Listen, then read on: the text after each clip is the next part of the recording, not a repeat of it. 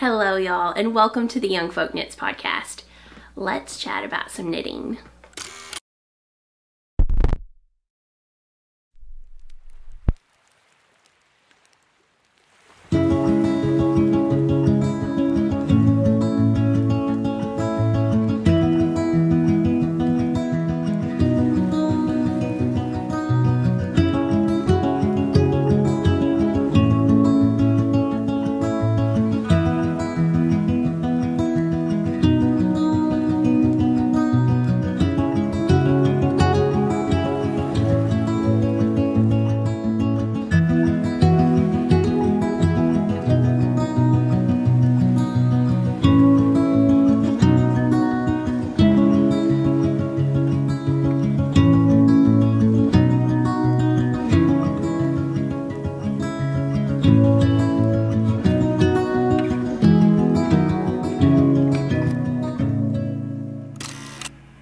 Hello y'all, and welcome to the Young Folk Knits podcast.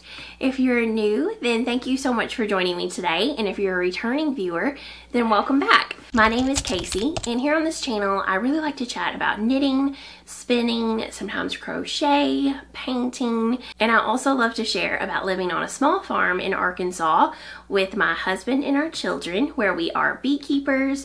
We love to raise animals, chickens, gardens, and love spending time outdoors here in the foothills of the Ozarks.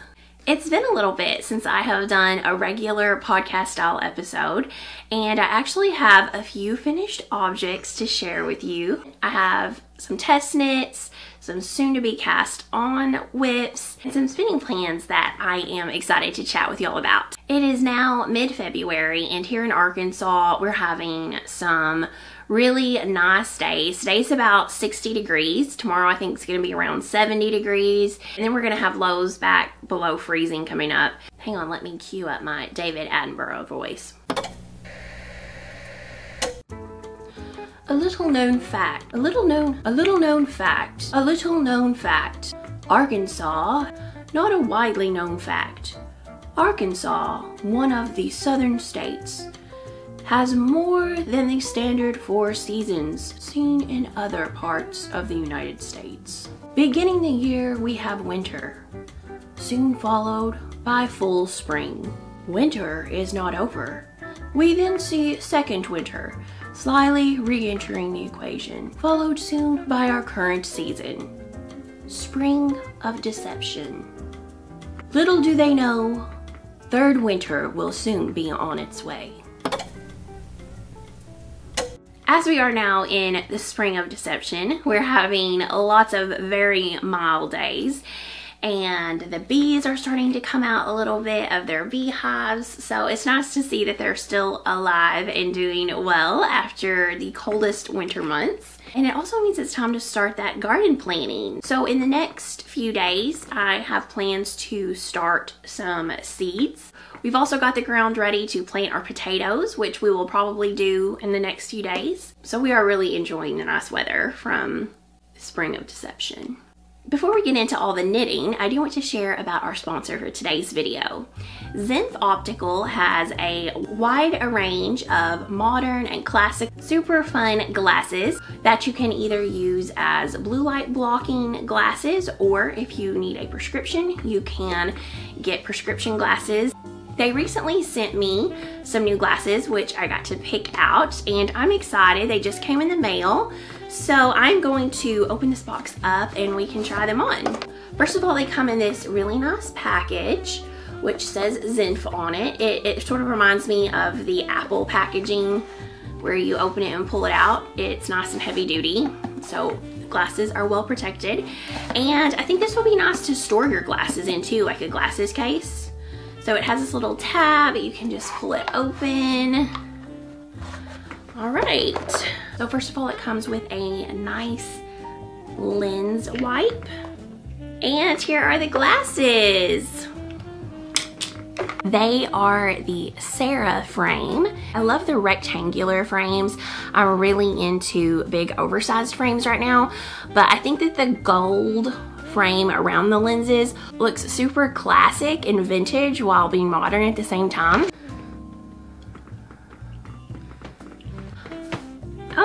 like them. What do y'all think? Is it working with my 70s vibe? So I think they're very lightweight. They don't feel heavy at all. I like the way that they fit on the bridge of my nose. It feels very comfortable. And also it feels like I could easily bend them just a little bit if I needed to adjust where they're setting on my face. I really like these. I'm excited to try these out with the blue blockers. I've never had that before. I think I'm gonna really enjoy wearing these.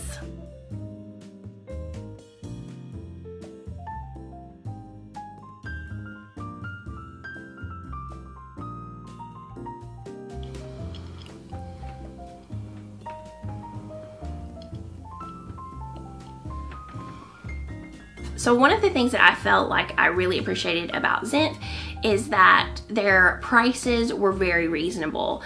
If you go into a boutique eyeglass store, a lot of times they're running hundreds of dollars. I have walked out of the eye doctor before paying $500 for a pair of glasses and lenses. These frames by themselves were in the $25 range.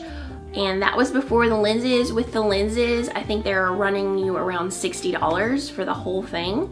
So I feel like that's really reasonable. And the exciting part is that Zinf Optical has offered all of my followers a discount code, which is KCL30 for 30% off your entire order. So make sure and click on the link that I'm going to put in the description. And if you find a super fun pair of glasses, then let me know which ones you like the best. And I might have to pick out a second pair as a backup. So let me know which ones you like. All right, let's get started with the knitting. First up, I have some finished objects. I am so excited that I have finally finished my Alpenglow. So I am wearing the Alpenglow sweater today, which is a pattern by Andrea Mowry. I actually started this pattern when it was first released.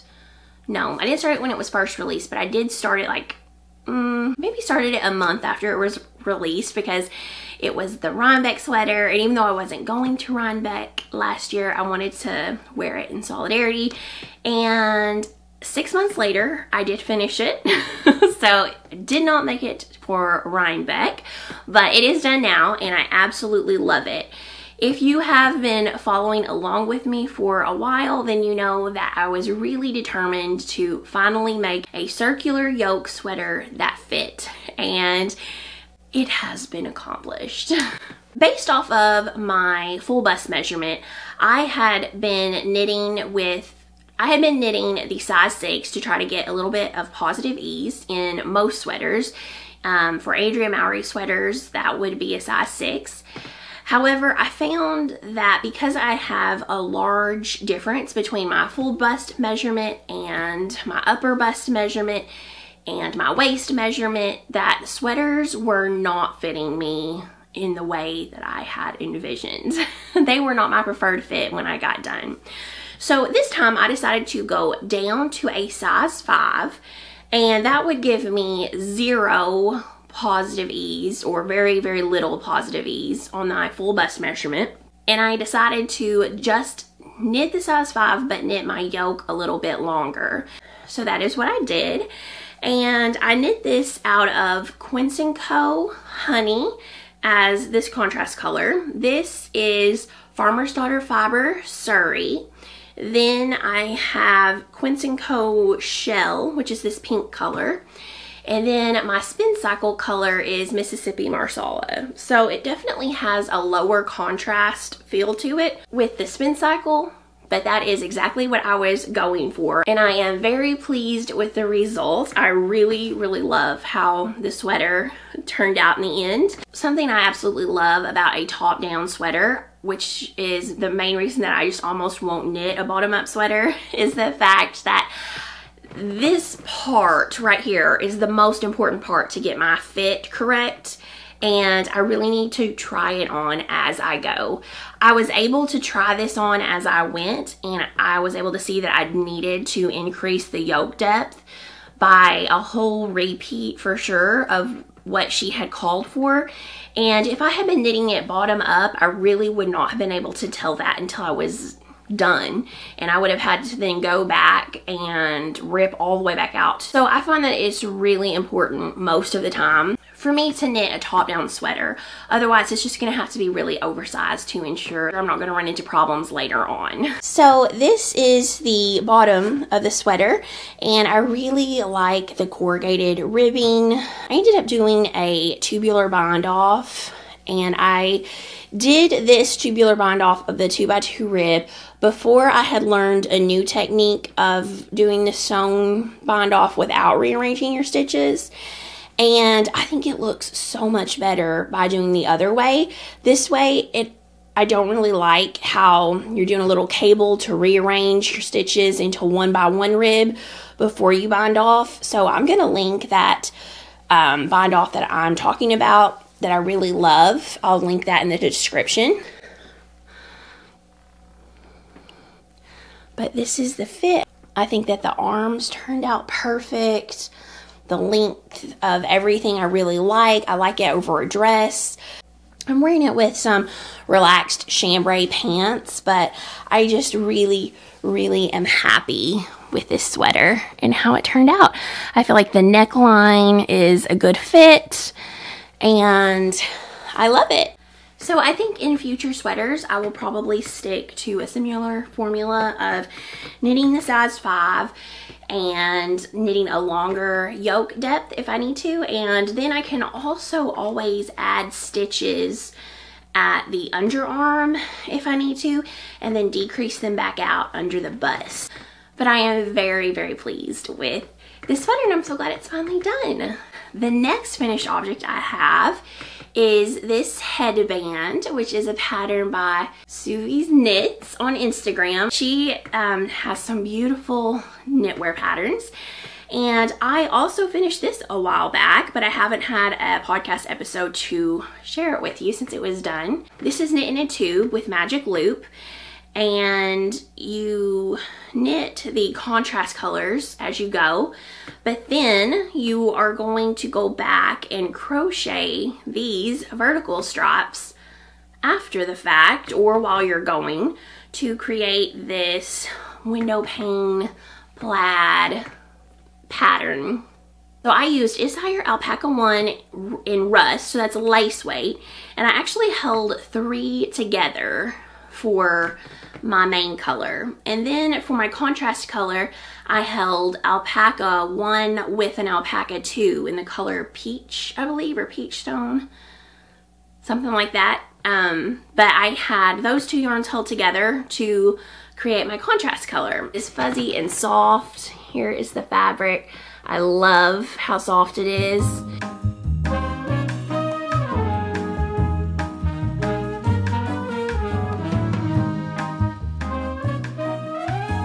Tell if this is on straight or not. It's not tight against my head at all. I think I made it a little bit longer than was called for in the pattern, like just slightly, but I have a big head. I did not want it to be tight. I have a big head and I have big hair. Tight was not good. To me, this is perfect, and it just feels very comfortable. Keep your ears warm, look super cute, and I really like it. So I may whip out a couple more of these at some point. It does have a lot of techniques. It's not what I would call beginner friendly. It's not too bad. It was well worth it. So yes, here is my headband. All right, so now let's chat about some whips.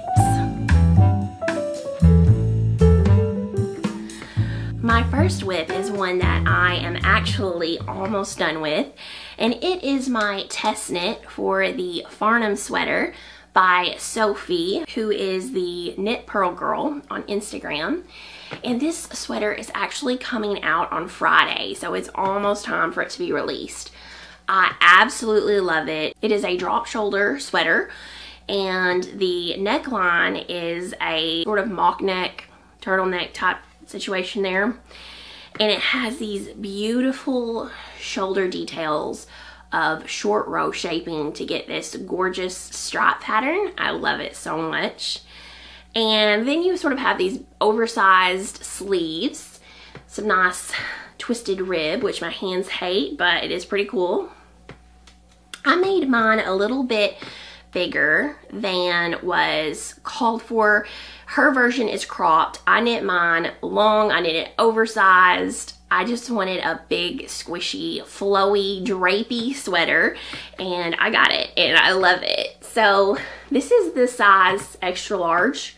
I think it's a size 5, and I actually added 2 stitches under each underarm because after I was connecting it, I realized that I thought my sleeve circumference for my arm, my bicep, might not have been big enough. When I was joining it in the round, I cast on 2 or 3 extra stitches, and my plan was to decrease those back out and do a few body decreases, but I forgot and I didn't do it, and it's okay because I knitted it longer instead of cropped. If it was cropped, I would have done some body decreases, but since I decided to make it a little bit of a longer sweater, I just wanted it to be straight, and I love it. It is so drapey. So my yarn for this project was fiber there, Knitting for Olive Merino, their fingering weight base, and the Camarose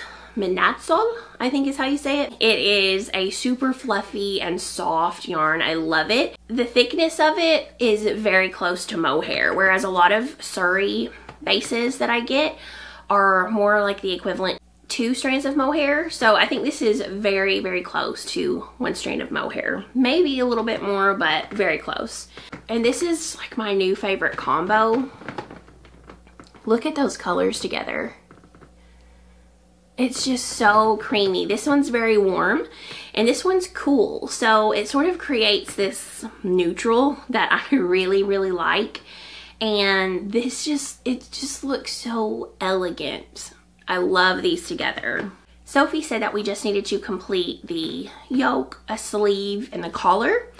And I have completed the entire body, the collar, and 1 sleeve, and I am working on, you can see I picked it up, and I'm working on my 2nd sleeve. So I'm gonna try to get that done before Friday. I could, but will I? We will see. Today's Tuesday, so that's my plan. I really, really love it though. The next WIP I have, I'm sort of embarrassed to even show you, I've made no progress on because I've been frantically trying to finish a few test knits up. But Taji from the podcast Stitches in Starlight here on YouTube and myself are hosting a knit along for cowls, collars, scarves, shrugs, anything that kind of goes around your neck. And it is called the Color Me Happy cowl. So Taji and myself are both knitting the Coffee Run collar by Samantha Guerin. And I have cast mine on and I've knit like 1 row, and that's about as far as I've gotten. But I plan to work on this a lot this weekend. I don't want to give too much away about this because it is a paid for pattern, but I will tell you that it uses a cast on that I've only ever done once before.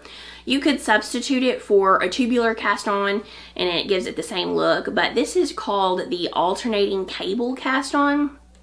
And cable cast ons of any kind are just not my favorite, but I did it anyway because I wanted to keep my hands in, you know, the different techniques. And I think it looks really good.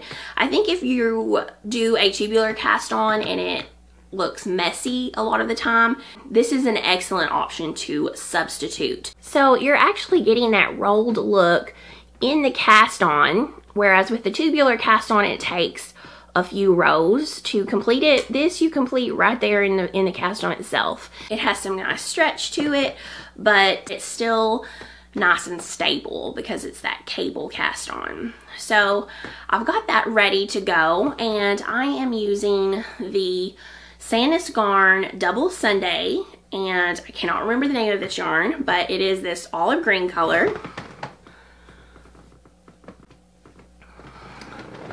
And I absolutely adore this color, so I'm very excited to get this done. I think it'll be really nice to have one of the Dickie style collars to throw on while I'm running errands, maybe wear under a jacket and look like I'm wearing a full sweater.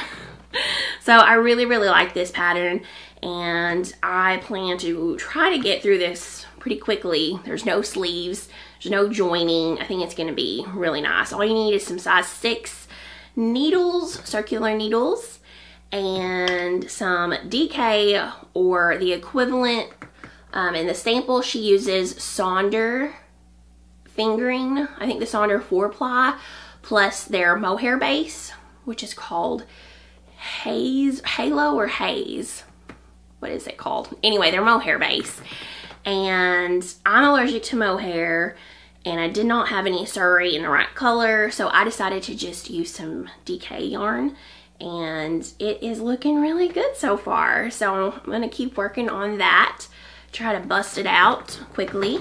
My next whip is actually a secret test knit that I cannot show you my actual project at the moment, but I can show you the yarn I'm using and my swatch. So this is Sunday Morning 4-ply from Sonder Yarn Co. and it is the color Playlist. Yeah, Playlist. Look at this green, y'all. Okay, I am holding it with their Surrey base, which is called Haze. So their mohair base must have been Halo if this one's Haze. And it is in the color Moss. Look at this, okay? I am obsessed. I love it so much. Sonder Yarn Co. kindly sent me this yarn to use for the test knit, and I love it. Y'all know that I love Sonder. I used it to make my Harlow sweater in, and I actually have another sweater quantity of it that I have bought to make Andrea Mowry's Winter's Beach Cardi. So I have that planned as well. I'm a huge fan of Sonder yarn. I think that their colors are incredible. I love their yarn. They have quite a few different bases. They've been growing their bases, but this is my favorite. Their 4-ply and their DK. It is a 75% BFL, 25% Masham mix, and it just feels so sheepy but soft at the same time, and I love it. It has a nice little halo. It's not like a Surrey, but it's just very woolly. I think I'm gonna be so happy that I picked this color for my test knit. So I am underway on the test knit. I won't be able to show you the finished object for a few months, but I will keep you abreast of my progress. And now I don't know where I laid my swatch, so I may have to show you that next week. Maybe it's in here in the bottom. So you don't think that's enough test knits for me to be working on? Well, I have one more test knit that I will show you that I am soon to cast on. So let me grab my yarn. If you have followed me for a while, then you may know I have tested multiple patterns for Alex from Bear and Rose. I really love a lot of her designs. I tested the Isa cardigan, and then I tested the wrap sweater, the Zosia wrap sweater. Love both of those. They are actually some of my more often worn sweaters. And she recently had finished a sweater slash top that she was getting ready to test, and when I saw it, I absolutely loved it. I had been seeing it in her feed for a while. It has a really fun tie, which she said maybe you could wear either front or back. There is a little bit of shaping to raise the back up higher, but I don't think it's so much that you couldn't wear the tie in the back if you wanted to. It has a cable detail that runs down the side, and then the sleeve cuffs also have a really pretty cable detail on it. I am so excited because Pearl Soho very generously sent me their Cashmere Merino Bloom yarn in the color Wheat Flour to test this sweater in, and it is so heavenly soft I almost can't handle it. So this is 218 yards for 100 grams. It's a DK weight. This is made up of 75% extra fine merino wool and 25% cashmere, and it is like the epitome of luxury yarn. I love it so much. I feel like this is a top that I would wear tucked into a high-waisted skirt, high-waisted pants, tucked into jeans with a blazer. I mean, there's so many options, but that's how I really see myself wearing it, more as a shirt than a full sweater. And I think because of the way that it's made and it's using DK weight yarn, the gauge, I think that I'll be able to get away with using it as a shirt. So I am so excited.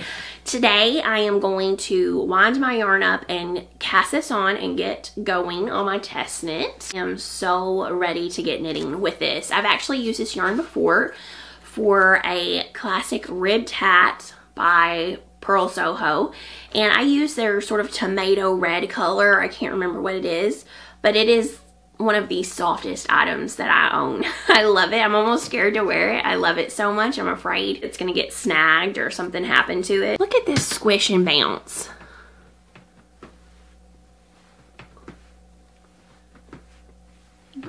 Thank you so much, Pearl Soho, for sending me that. I want to very briefly share some spinning, and then I have got to get busy doing a few chores outside. So Nest Fiber has a monthly subscription, which I am a member of. This was either November or December. I think that November was a different, yeah, this was December, and it's called Andromeda.